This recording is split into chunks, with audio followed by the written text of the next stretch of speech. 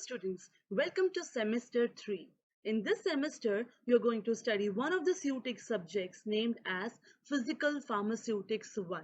This subject is going to form a base for our future SUTIC subjects. Some of the concepts like solubility, interfacial phenomena, complexation you are already thorough with, okay, in your previous semesters or maybe in other subjects, right? But these topics are going to be studied in depth in this subject so that you will be able to apply these concepts in your further SUTIC subjects. Okay, so let's begin with the session. I will be taking the session on solubility and distribution phenomena, which is very interesting.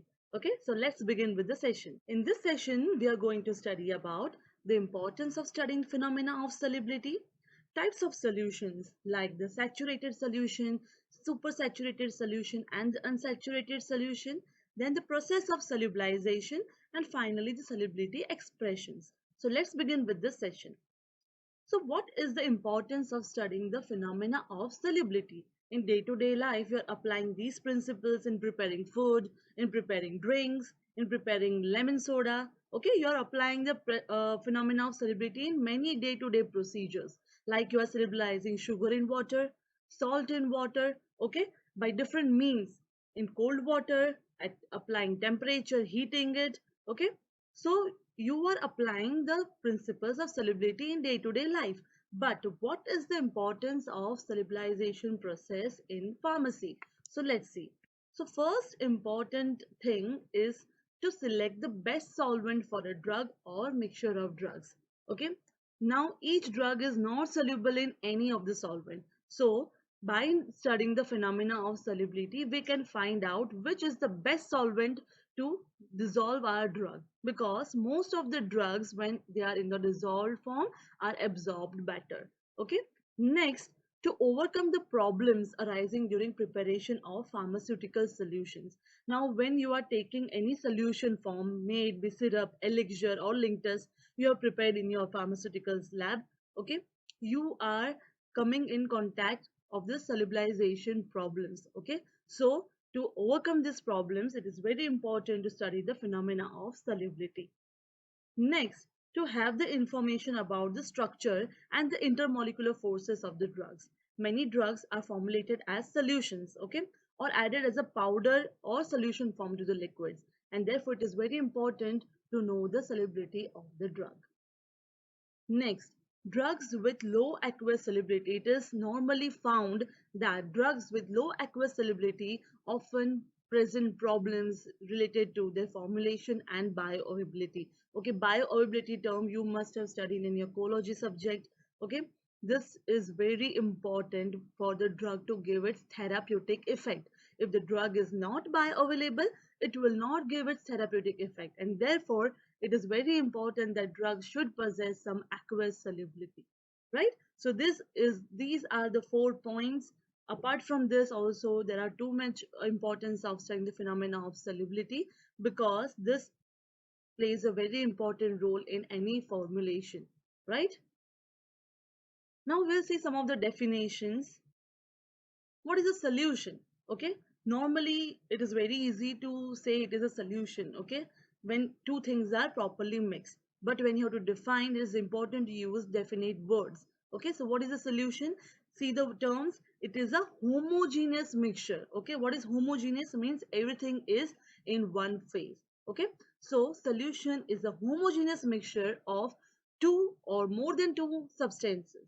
Okay, it may be two substances or more than two substances, but they should form a homogeneous mixture, right? Normally there are two components of solution, because we are talking about two or more than two components. So at least what are the two components? One is the solute and other is the solvent. Okay, these are the two components which are definitely involved in formulation of the solutions. So what is a solute? It is the dissolved agent, or the agent which is in less abundant part, that is known as a solute. And what is a solvent? It is a component in which the solute is dissolved, or which is the component which is in a more abundant part. For example, if you are dissolving sugar in water, okay, so what will be the solute? Solute is our sugar, because it is to be dissolved in water which is in much abundant part, and water is the solvent here, right? So it is interaction between these two substances which will lead to formulation of the solutions. Now we'll see different types of solutions. Okay, you have different types of solutions. The first type is the saturated solution. Okay, so what is saturated? Sometimes this term you are using many times, right, in classroom. Today I am saturated with this thing. Okay, I cannot take more. I'm saturated with studies. I'm saturated with this thing. Okay, so you are hearing this term many times. So what is saturated means? Now your level to take up anything has come down, right? So yeah, now you cannot take up anything more, right? So that is also saturated solution, means it cannot take up anything more what it already has. That is known as a saturated solution. So it is a solution that can hold no more of the solute at a definite temperature. Now it is very important to use temperature, because temperature is the thing which will alter everything. Okay, it is a thing which will alter or change the solution from one type to another. So everything happens at a definite temperature when we are doing at a constant temperature. Okay, so at a definite temperature, when a solution cannot hold more of the solute, it is said to be a saturated at that particular temperature. Okay, for example, 40 gram of NaCl in 100 ml of water. Okay, that is the molarity of sodium chloride you are dealing with. So only 40 gram of NaCl in water can be 100 ml of water can be dissolved, not more than that.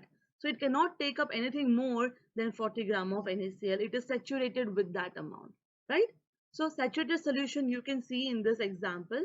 This is a solvent and this is a solution solute which is going in different directions at different time intervals. Now no more solute can dissolve. Okay, it is precipitating out. So in normal also, to study the solubility of the drugs, you first prepare the saturated solution, means to the level that you get the precipitates of that substance. That is a saturated solution. Hope you are clear with the saturated solution. Okay, so next type is the unsaturated solution, opposite to the saturated solution. Unsaturated means it has less amount of solute than it is required for complete saturation, means it can take up more, right? It has a capacity to take up more, but it has less amount of solute. Okay, so you can say it to be a subsaturated solution also. It is the one containing dissolved solute in concentration low or below necessary that is required for complete saturation at a definite temperature. See students, in this definitions, do not forget the term definite temperature. Okay, it is very important to use the term definite temperature, right? Otherwise whole meaning will change. Okay, if you are not using definite temperature, you can alter the solution from one type to another. So it is important to remember the definitions, because these definitions are asked many times. Okay, so definite temperature should be used in all these definitions, right? So why first we study saturated solution? Because we are going to talk about the other definitions with reference to the saturated solution. What is saturated? It has maximum amount of solute. Okay, it cannot take up anything more. So now we are talking about unsaturated. This is saturated, this is unsaturated. Okay, unsaturated is the one which do not have enough solute required for complete saturation, that is unsaturated. For example, what we are talking about saturated, it has 40 gram of NaCl. Okay, it cannot take up more than 40 gram of NaCl. So what will be unsaturated? If it has 30 gram of NaCl in 100 ml of water. Okay, so that is unsaturated, means because it can take up more for complete saturation. So you can see here complete dissolution of the solute, that is the unsaturated solution. Now one step higher, it has super saturated solution. Okay, we have talked about saturated, lower than that is unsaturated, and above it is the super saturated. Okay, super saturated means now the limit has come, you cannot take up anything more. Okay, it has the maximum amount of solute.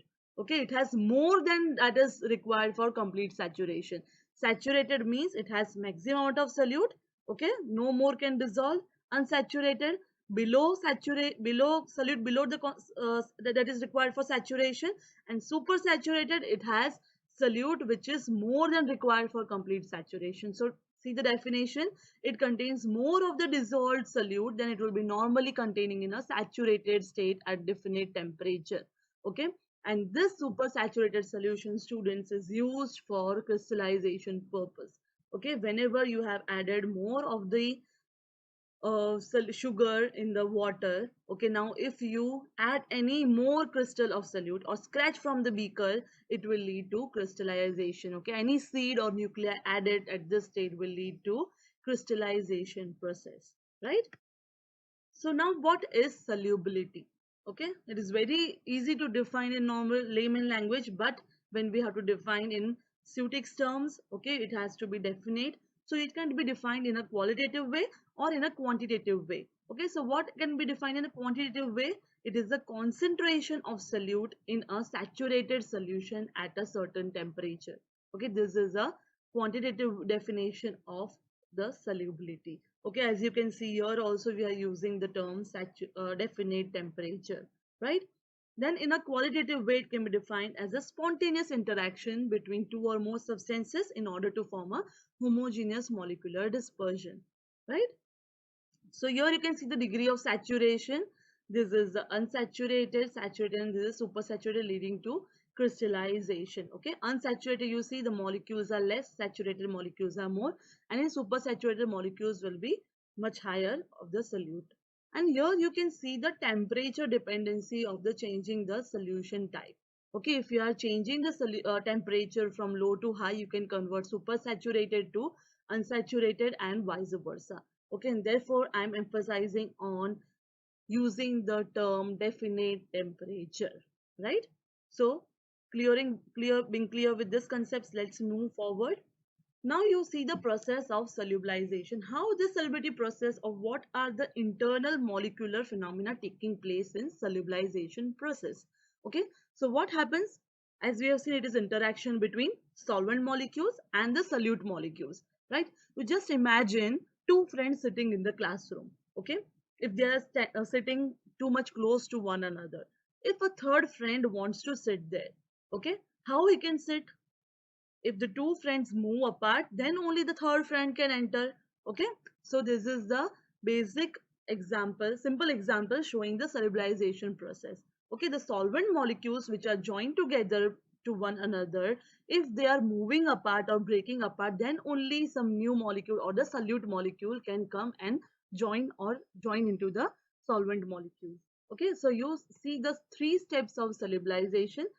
Step 1, the holes in the solvent molecules open.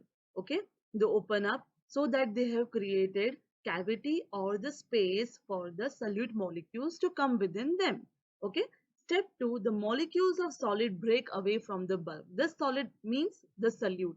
Okay, they break away from the bulk and convert into small particles.